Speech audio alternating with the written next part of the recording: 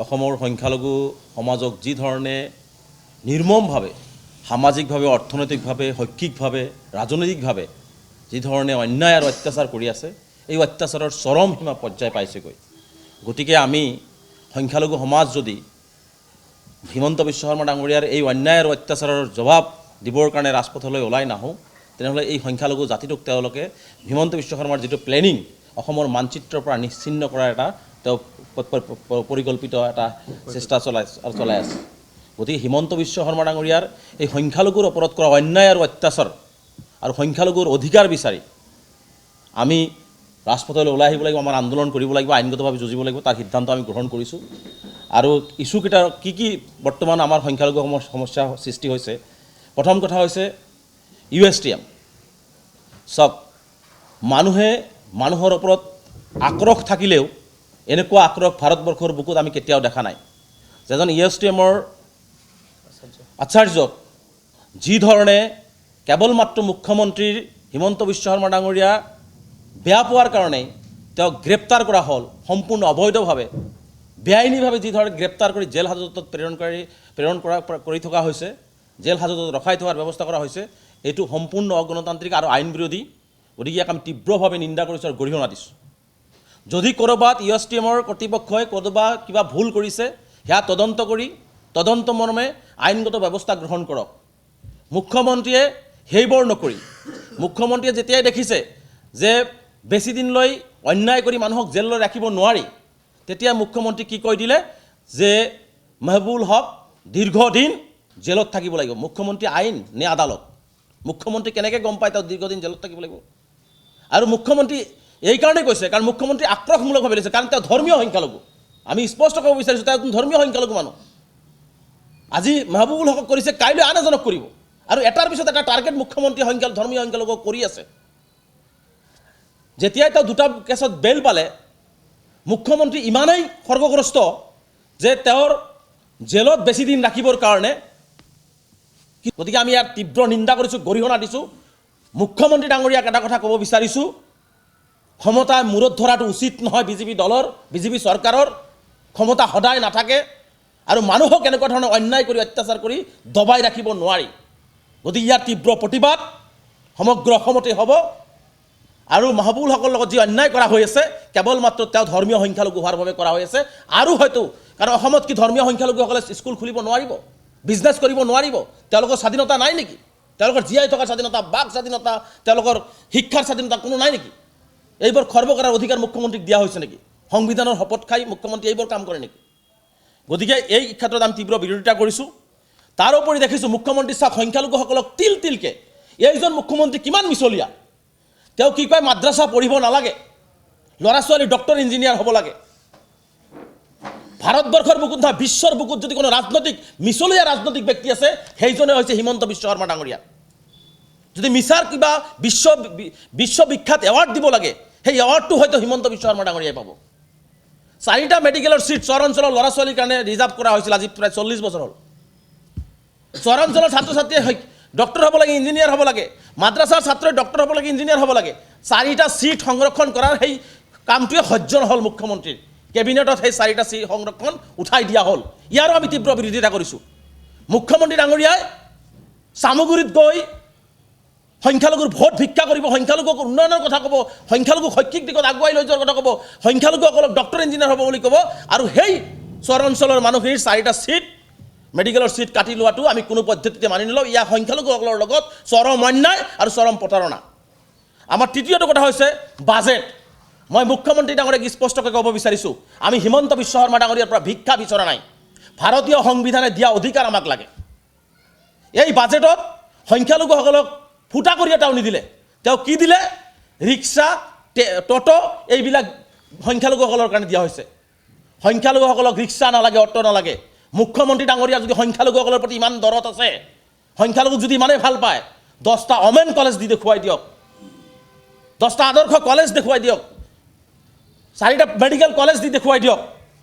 সেইকাৰণে কৈছোঁ যে আমাক ভিক্ষা নালাগে। এই বাজেটত সংখ্যালঘু ৰাইজৰ কাৰণে একো দিয়া নাই। সংখ্যালঘুক এই বাজেটত চৰম প্ৰতাৰণা কৰা হৈছে, চৰম অন্যায় কৰা হৈছে। গতিকে ইয়াৰো আমি তীব্ৰ বিৰোধিতা কৰিছোঁ। আৰু এই ট'টো ৰিক্সা এইবিলাক আমাৰ দৰকাৰ চিলাই মেচিন এইবিলাক দৰকাৰ নাই এইবিলাক সংখ্যালঘু ৰাইজে নিজে কিনি চলাব পৰা ক্ষমতা সংখ্যালঘু ৰাইজৰ আছে সংখ্যালঘুক লাগে ৰাস্তা ঘাটৰ উন্নয়ন সংখ্যালঘুক লাগে শিক্ষা অনুষ্ঠান সংখ্যালঘুক লাগে শিক্ষক সংখ্যালঘুক লাগে কলেজ সংখ্যালঘুক লাগে মানে অৰ্থনৈতিক উন্নয়ন এইবিলাক আমাক লাগে আমাক তেনেকুৱা ভিক্ষাবৃত্তি হাত পাতি জলঙা পাতি তেওঁলোকৰ এই অটো ৰিক্সা আমাক নালাগে ইয়াৰো আমি তীব্ৰ বিৰোধিতা কৰিছোঁ আজি চতুৰ্থটো কথা হৈছে চাওক হিমন্ত বিশ্ব শৰ্মা ডাঙৰীয়া এটাৰ পিছত অন্যায়ভাৱে উচ্ছেদ কৰি আছে প্ৰথমতে কৈছিলে যে সন্দেহজনক নাগৰিকক উচ্ছেদ কৰা হ'ল যেতিয়া দেখিলে যে এওঁলোকে সন্দেহজনক নাগৰিক নহয় এওঁলোক বিভিন্ন জিলাৰ গৰাখহনীয়া পীড়িত লোক বিভিন্ন অঞ্চলত বসবাস কৰে উচ্ছেদ কৰাৰ পিছত তেওঁ সংস্থাপনৰ ব্যৱস্থা কৰিম বুলি ক'লে আমি দাবী উত্থাপন কৰিলোঁ যে মানৱীয় দৃষ্টিভংগীৰে এই গৰাখহনীয়া পীড়িত মানুহখিনি হয়তো চৰকাৰী ভূমিত কেতিয়াবা জীৱন নিৰ্বাহ কৰিবৰ কাৰণে তেওঁলোকে আছে চৰকাৰৰ দায়িত্ব আৰু কৰ্তব্য হৈছে অন্য বস্ত্ৰৰ বাসস্থান দিয়াটো গতিকে চৰকাৰে অন্য বস্ত্ৰৰ বাসস্থান দিব লাগে চৰকাৰে তেতিয়াই ক'লে যে এইসকল মানুহক সংস্থাপন দিয়া হ'ব কিন্তু আজিলৈকে ধলপুৰ হজাই আজিলৈকে নগাঁও আজি অঞ্চলত হাজাৰ হাজাৰ মানুহ এতিয়ালৈকে যাযাবৰী জীৱন যাপন কৰিছে তেওঁলোকক আজিলৈকে সংস্থাপনৰ ব্যৱস্থা নহ'ল মুখ্যমন্ত্ৰী সংখ্যালঘুৰ শিক্ষাৰ কথা সদায় শিক্ষাৰ লগত আগবাঢ়ি যাব লাগে শৈক্ষিক দিশত আগবাঢ়ি যাব লাগে কথাবিলাক কয় কিন্তু আজি ৩৭০০ ষ্টুডেণ্ট প্ৰায় ৩.৫ বছৰ হ'ল উচ্ছেদ কৰাৰ পিছত ৩৭০০ ছাত্ৰ ছাত্ৰীয়ে ৩ বছৰ ৫ মাহ উকলি গ'ল শিক্ষাৰ পৰা বঞ্চিত কৰা হ'ল সেই ৩৭০০ ছাত্ৰ ছাত্ৰীৰ ভৱিষ্যত মুখ্যমন্ত্ৰীক ঘূৰাই দিব পাৰিব নেকি মুখ্যমন্ত্ৰীক আমি প্ৰশ্ন কৰিব বিচাৰিছোঁ আৰু এই মুখ্যমন্ত্ৰীয়ে এতিয়া আকৌ চহৰ অঞ্চলত আপোনালোকে জানে চহৰ অঞ্চলৰ মাটিৰ জৰীপ হোৱা নাই চহৰ অঞ্চলত যুগ যুগ ধৰি মানুহ বসবাস কৰি আছে আৰু মাটিৰ এটা ছিষ্টেম আছে চহৰ অঞ্চলত এবাৰ যদি বছৰত নদীটো খহাই লৈ যায় পৰৱৰ্তী পৰ্যায়ত সেই পৰৱৰ্তী বছৰত নিজৰ মেধি পাট্টাটোও চৰকাৰী হৈ যায় সেই মানুহখিনিক আমি যিহেতু নিজৰ মেধি পাট্টা আছিলে চহৰ অঞ্চলৰ মানুহৰ মেধি পট্টা থকা মাটি যিহেতু নদীয়ে খহাই লৈ গৈ আকৌ উঠিছে মাটিটো যেতিয়া উঠি যায় তেতিয়া এইটো চৰকাৰী হৈ যায় গতিকে সেই চৰকাৰী হৈ যোৱা মাটিবিলাক যাৰ যাৰ মাটি আছে ঘূৰাই দি চহৰৰ মাটিক পাট্টা প্ৰদানৰ কাৰণে আমচুৱে জন্ম লগ্নৰ পৰা দাবী উত্থাপন কৰি আহিছে কিন্তু চহৰৰ মাটিৰ পাট্টা প্ৰদান নকৰি চহৰ অঞ্চলৰ মাটি কাঢ়িবৰ কাৰণে মুখ্যমন্ত্ৰী চাওক কিমান বেপৰোৱাভাৱে কয় যে চহৰ অঞ্চলৰ জৰীপ কৰি আছোঁ মাটি দিয়া নহ'ব চহৰ অঞ্চলৰ এইটো অধিকাৰ চহৰ অঞ্চলৰ ভূমি চহৰ অঞ্চলৰ নিজৰ ভূমি সেই ভূমি মুখ্যমন্ত্ৰীয়ে দিব লাগিব আজি মুখ্যমন্ত্ৰী ডাঙৰীয়াই বসুন্ধৰা আনিছে আৰু এটা কথা মই আপোনালোকক স্পষ্ট কৰোঁ বসুন্ধৰা আনিছে বসুন্ধৰাত শদিয়াৰ পৰা ধুবুৰীলৈকে মুখ্যমন্ত্ৰীয়ে কয় খিলঞ্জীয়া মুছলমানৰ প্ৰতি বোলে তেওঁলোকৰ বহুত দৰদ মই হিমন্ত বিশ্ব শৰ্মা ডাঙৰীয়াক প্ৰত্যাহ্বান জনাইছোঁ শ্বেতপত্ৰ প্ৰকাশ কৰক শদিয়াৰ পৰা ধুবুৰীলৈকে আপুনি কোৱা খিলঞ্জীয়া মুছলমান কিমানজনক বসুন্ধৰাত মাটি প্ৰদান কৰিছে কিমানজনক কিমান বিঘাকে মাটি প্ৰদান কৰিছে যদি বুকুত সাহস আছে মুখ্যমন্ত্ৰীয়ে সাহসেৰে শ্বেতপত্ৰ প্ৰকাশ কৰি খিলঞ্জীয়া মুছলমান মূৰ্তিৰ দৰত দেখুৱাওক মুখ্যমন্ত্ৰীৰ এটাই লক্ষ্য ধুবুৰীৰ পৰা শদিয়ালৈকে সংখ্যালঘুসকলক বিভাজন কৰিব আৰু সংখ্যালঘুৰ নামত সংখ্যালঘু মুছলমানক বিভিন্ন প্ৰকাৰে ভাগ কৰিব আৰু তেওঁলোকক অৰ্থনৈতিকভাৱে দবাবলৈ চেষ্টা কৰিব কোনো মুছলমানক এটা ভাল নাপায় তেওঁৰ টাৰ্গেটে হৈছে অসমৰ মুছলমানক অন্যায়ভাৱে প্ৰতাৰণা কৰা অন্যায়ভাৱে অত্যাচাৰ কৰাটো অসমৰ ধৰ্মীয় সংখ্যালঘুসকলক গতিকে চহৰ অঞ্চলৰ মাটি জৰীপ কৰাৰ লগতে চহৰ অঞ্চলৰ মাটিৰ পট্টা প্ৰদানৰ আমি দাবী উত্থাপন কৰিছোঁ তৃতীয়টো কথা হৈছে ইয়াত ৱাকফ বোৰ্ড এই ৱাকফ বোৰ্ডৰ সম্পত্তি আমাৰ পূৰ্বজসকলে এই পিছপৰা ধৰ্মীয় সংখ্যালঘুসকলক চাচাৰ কমিটিৰ প্ৰতিবেদন মতে এই পিছপৰা সংখ্যালঘু জনগোষ্ঠীটো হৰিজন জনগোষ্ঠীতকৈ তেওঁলোকৰ লিভিং ষ্টেণ্ডাৰ্ড ইমানে তলত আছে গতিকে সেই জনগোষ্ঠীৰ নিজৰ পৈতৃকভাৱে তেওঁলোকৰ পূৰ্বজসকলে এই মাটিখিনি আমাৰ সংখ্যালঘুসকলৰ উন্নয়নৰ কাৰণে দিয়াৰ ব্যৱস্থা গ্ৰহণ কৰিছে আৰু এই মাটিটোও এই ৱাকফ বোৰ্ডৰ সম্পত্তিও এতিয়া চৰকাৰে জিলা আয়ুক্তৰ জৰিয়তে তেওঁলোকে নিজৰ হাতত লৈ ইয়াক লুণ্ঠন কৰিবৰ কাৰণে এটা বিল আনিব বিচাৰিছে ইয়াৰো আমি তীব্ৰ বিৰোধিতা কৰিছোঁ আমি কোনো পদ্ধতিতে এই বিল পাছ হ'বলৈ নিদিওঁ ইয়াৰ আমি তীব্ৰ বিৰোধিতা কৰি যাম এই সম্পত্তি আমাৰ পূৰ্বজসকলৰ সম্পত্তি এই সম্পত্তিৰ অধিকাৰ কেৱল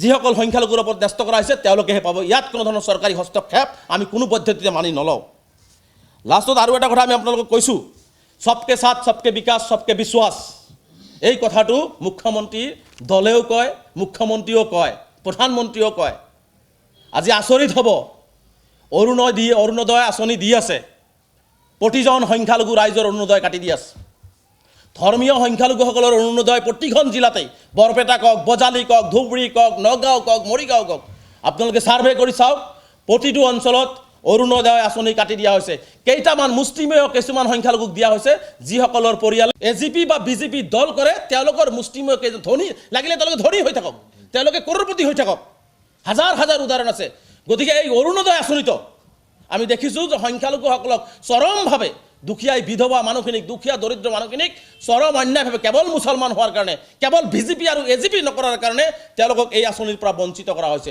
ইয়াৰো আমি তীব্ৰ বিৰোধিতা কৰিছোঁ।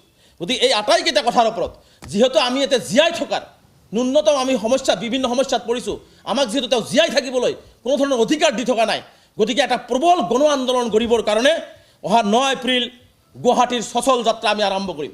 আমি গুৱাহাটী সচলত বৃহৎ গণবিক্ষোভ কাৰ্যসূচী গ্ৰহণ কৰিম 9 এপ্ৰিল।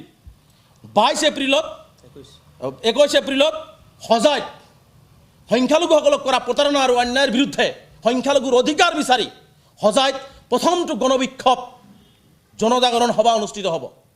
গণবিক্ষোভ দ্বিতীয়টো গণবিক্ষোভ কাৰ্যসূচী হ'ব 23 এপ্ৰিল বৰপেটাত, 24 এপ্ৰিলত ধুবুৰীৰ বিলাসীপাৰাত আৰু 29 এপ্ৰিলত বৰাক উপত্যকাৰ কৰিমগঞ্জত।